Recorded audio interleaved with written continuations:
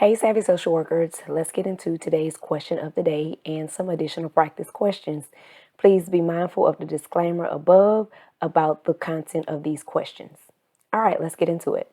A social worker is asked to evaluate a 10-year-old child who was reported to be talking with peers about explicit sexual activity and singing a song about incest. After ruling out direct sexual abuse to the child, the social worker should next. Okay, so I'm looking at this. This is the next question. So that tells me I want to see what the social worker has already done and then follow that.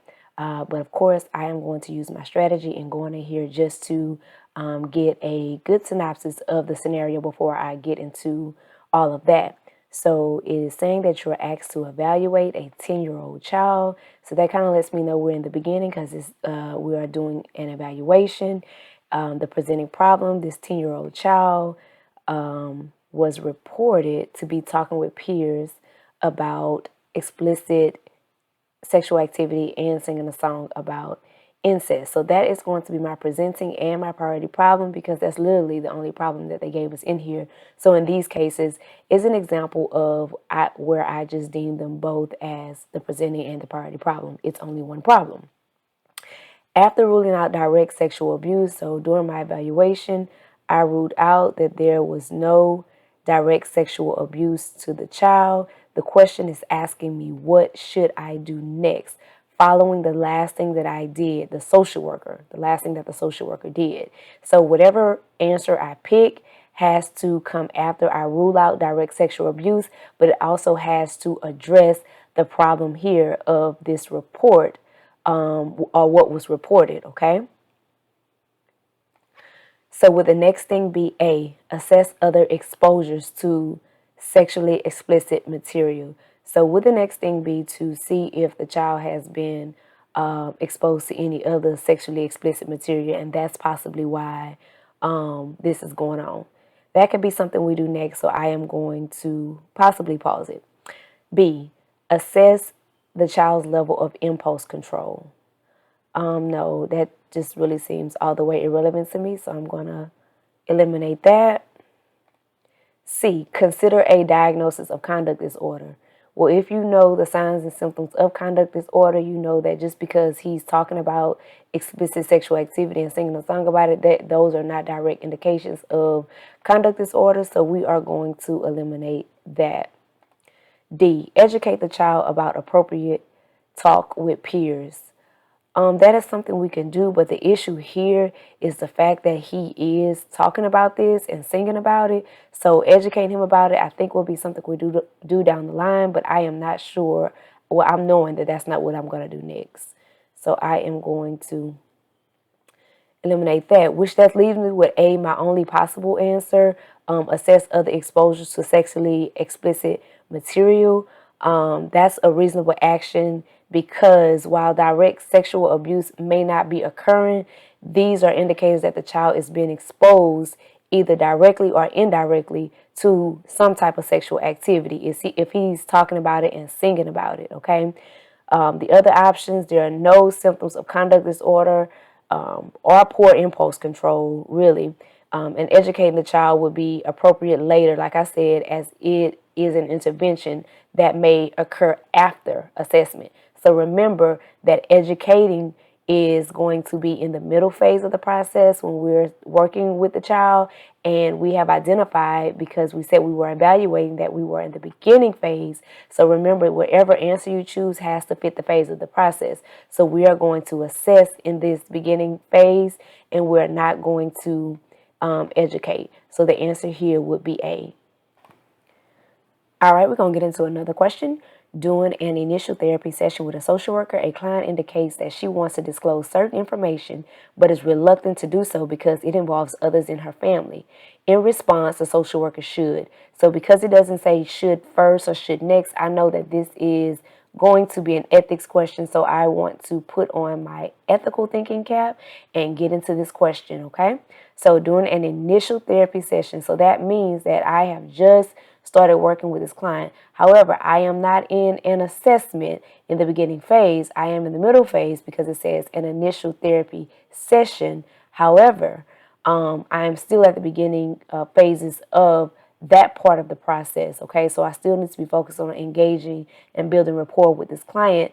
It's just whenever we first start working with a client, the initial session we normally spend engaging and trying to build rapport, as well as still trying to gather information, even though they've already been through the formal assessment in the beginning phase of the helping process. Okay, so the presenting problem, which looks like it's also going to be the priority problem because it's the only problem, is a client indicates that she wants to disclose, but she's reluctant. Okay, so in response, it says the social worker should. So this is just asking you, what is the most ethical way to respond when a client tells you that she wants to disclose some information, but she's reluctant because it involves some people in her family, right? Thinking ethically, okay? A, would we explain that the social worker is ethically mandated to maintain confidentiality? Well, I know that that's not going to be the answer because we do have limits to confidentiality that we will want to explain to her and let her know, hey, depending on what you tell me, if you tell me this, that, and the other, I got to report this. Anything else, you can tell me, but we do have to explain to her the limits of confidentiality, so A would be out. B, discuss the issue of confidentiality and the factors that will cause disclosure. Well, that's kind of just what I said with A, so that does sound like that will be my plausible answer, but we're going to leave it there until we see what the other answer is talking about. C, assure the client that she does not have to share any information until she is ready to do so. That is definitely something that we would want to do, but it's not going to be the most ethical response here because it's not really saying that she's not ready to. It's saying that she's reluctant because of concerns about who it involves. So apparently she's ready to, she's just reluctant. So no, that is not going to be the answer. And D, quickly establish rapport with the client to increase her level of trust. We don't quickly establish rapport. That's not even an ethical guideline. We kind of build rapport at a steady pace, and we just kind of let that flow how it flows. So there's no rushing rapport. So I know that that is going to be out. D is basically saying, oh, let's hurry up and build her trust so she can spill her goods. No, we're not trying to do that. So my most ethical answer would be for me to discuss the issues of confidentiality, which includes the limits of confidentiality with the client. So discussing the confidentiality and the factors that will cause disclosure recognizes that there may be times when information needs to be disclosed. And so we need to make sure that she is aware of that. This is an ethical to do in an initial session and as part of the informed consent process. So we do this when we start working with clients anyway, especially when we during our first session. Next question.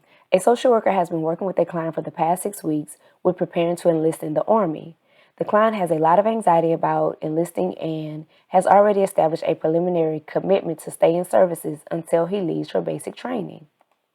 2 weeks before basic training, the client informs the social worker that he is discontinuing services and does not plan to attend basic training. What should the social worker do first? All right, so it seems like a little bit of a lot going on here.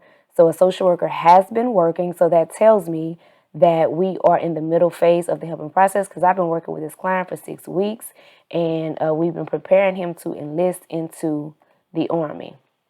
That's why he's there, so that's my presenting problem. The client has a lot of anxiety and all of that. I'm not going to read all that, but my problem comes in here when 2 weeks before it's time for him to go, he's backing out. So this is going to be my priority problem. Remember, the problem while he's here, we've been working with him on preparing to enlist in the Army. He has a lot of anxiety about it and has already established this is just line gap information. But my problem is 2 weeks before he's trying to go ghost. So the question is asking me, what should the social worker do first? And of course we know first questions mean you are simply just trying to do the most important thing about the priority issue. So in this case, you would be asking yourself, what is the most important thing I need to do about this client who I've been preparing to enlist into the Army? In 2 weeks before he leaves, he tries to get ghost. All right. So would it be to remind the client of his commitment? That's definitely something we want to do, but is that the most important thing we want to do? Not sure, but we'll go ahead on and pause that. B, respect the client's self-determination rights and terminate the client from services. That also could be something we want to do, but terminate him just right after he tells us that, like, oh, okay, toodaloo, you can go. no, I know that that's not going to be the first or most important thing we want to do. So notice I keep saying most important because it helps you to put it into a better perspective than just saying first. Because a lot of people, when you say first, they want to sequence it in their mind, which is not incorrect, but it makes it a little bit more complicated to understand it that way. So just think of it as most important. So no, yes, I do want to respect the client's right to self-determination, but it also says and terminate the client from services. That is not the most important thing I want to do about him trying to get ghosts. All right. So C, discuss the client's failure to follow through with his commitment. Again, this is also something that we could possibly do, but is that the most important thing we want to do in this situation with this client? Possibly we'll go ahead and pause that one too, just to see.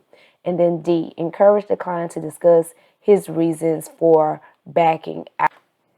Okay, so I think I had a glitch in my recording, so I'm just going to pick up where I think it left off. So this might be a little weird, but we were talking about option D, encouraging the client to discuss his reasons for backing out. That would be the most important thing we want to do because we always want to get to the root of the issue first. We want to, it's going to be very important to know why all of a sudden after 6 weeks and you've already committed and, established this commitment, why all of a sudden now you want to back out. So definitely will be to encourage the client to discuss his reasons why he wants to back out, after which we can kind of maybe do remind him of his commitment and then discuss his failure to follow through with the commitment and then possibly terminate him from services again if he is still adamant about discontinuing. The first thing that a social worker should do when a client decides to discontinue therapy, because again, he's discontinuing services in here as well, is to determine the reasons why. Options A and C, they seem to kind of blame the client and can do more harm than good, especially if you don't do it in the right order or the right way. If you just come straight out the gate saying, oh, well, you're already committed to this without trying to find out why or acknowledge his feelings and understand, you can do more harm than good. Option B is an extreme reaction as it terminates the client from all services without even getting to the root of the issue. So remember, we want to find out why first before we get into the rest of these.